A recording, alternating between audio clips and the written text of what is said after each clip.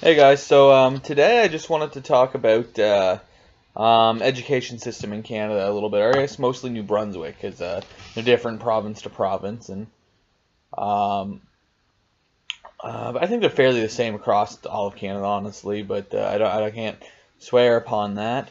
But there's just a few things that I thought maybe could be positive changes, and they're not even really complete ideas. They're more just thoughts and different ideas, maybe. I don't know. So I guess getting into it, I was thinking that we'll talk about primary education first, and then there's secondary education I'd like to talk about. Now, the primary education of Canada is K to 12, so like the first year is called K, and then it goes 1 to 12. It's cut up into elementary, middle, and high school. Um, I was thinking that maybe we could do something where we extend it by an extra year or two, so like it goes to grade 14. Maybe it's an optional grades to go into, or forced, I don't know. And those 2 years are less about like grading in the forms of like, oh, did you do everything right? Did you set it up properly? Were you organized? But maybe more in the way of grading, like what were your results more positive, or did you get better samples? And it would be stuff more like instead of like classroom settings, maybe it would be more. I actually okay. Before I go on a tangent, so it'd be like more like maybe there'd be your classes would be groups, and you're trying to do I don't know, more just like do some research on something, or you compete to sell something against another group, maybe. Something like that. Like you'd work in groups in these classes potentially. Maybe you could be solo or in a group, but it would be up to them, I think. And it would be more you'd be more marked on your results than how you got there. And I know that's kind of sounds like a backwards way of doing it, but I think that's important at that extent because often I find in the real world it's not really a measurement of how you got there, but what you got, I guess, at the end. Not that how you got there isn't important; it's very important. Um, but yeah, I think there should be some um, extra couple years after that should be definitely way different.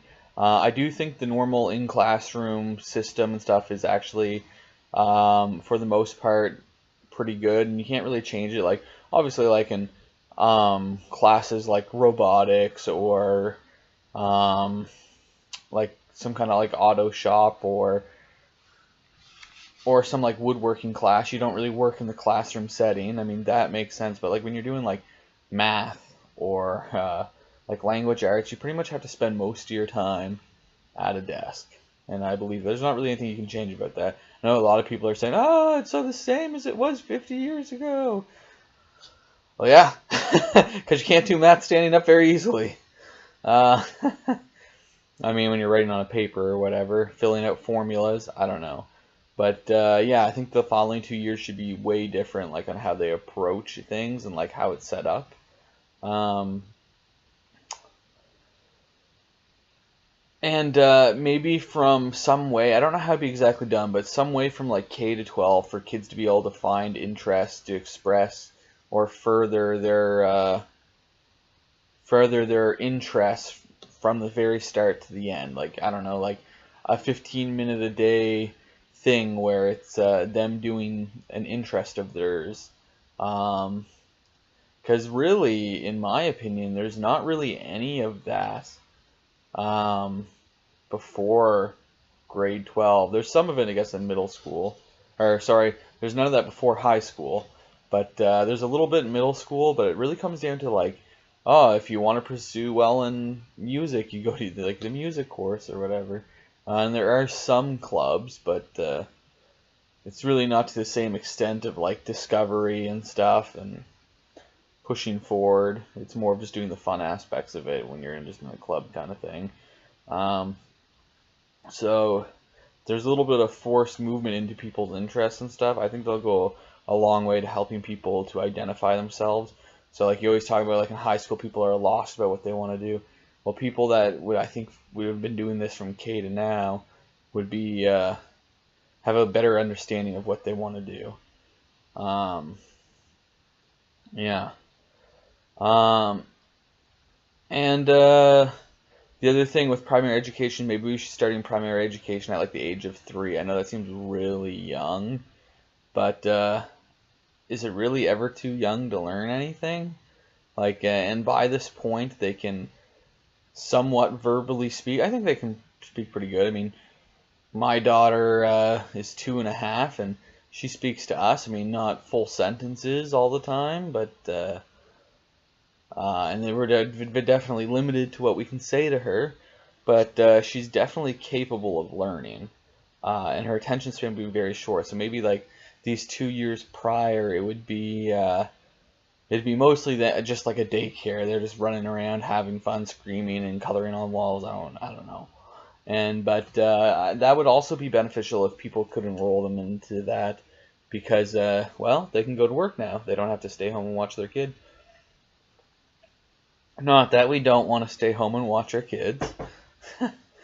um, but for some people, it causes a hindrance on them if there's nowhere to put them. And yeah, they can send them to daycare, but like, let's be honest, daycare's not cheap. Um,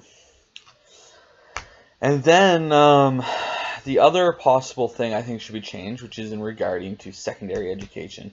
Now I know I think it's the Trudeau government has now pays a percent or your full secondary education depending on your tax, based on your tax bracket or whatever, how poor you are. I forget how it works.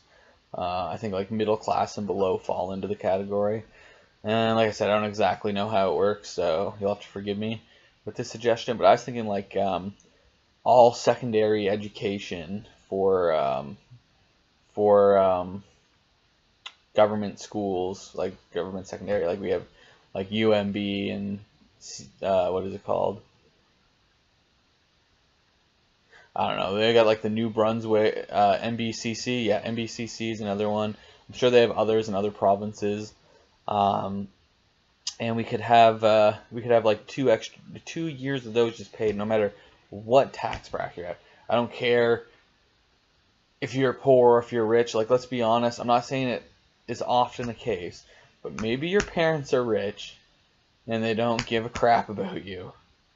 That would just screw you up for a system like this. You might lose a chance because of that. Maybe there's special cases where you could prove that, or I don't know. But I think it should be covered no matter what, kind of thing. Like, it shouldn't be a thought in your mind that you have to pay. Now, the only reason I'm saying 2 years and not forever education, our system's not set up like that. It's not like, I think in like Switzerland or whatever, you can do that, take education no matter how long you want to do it for. But and the other thing is too, like, if you fool around for those first 2 years, well, you screwed your chance up, and we don't want to waste our tax dollars on sending you back. And I guess that's everything I really have to propose about it that I think should be changed about the education system.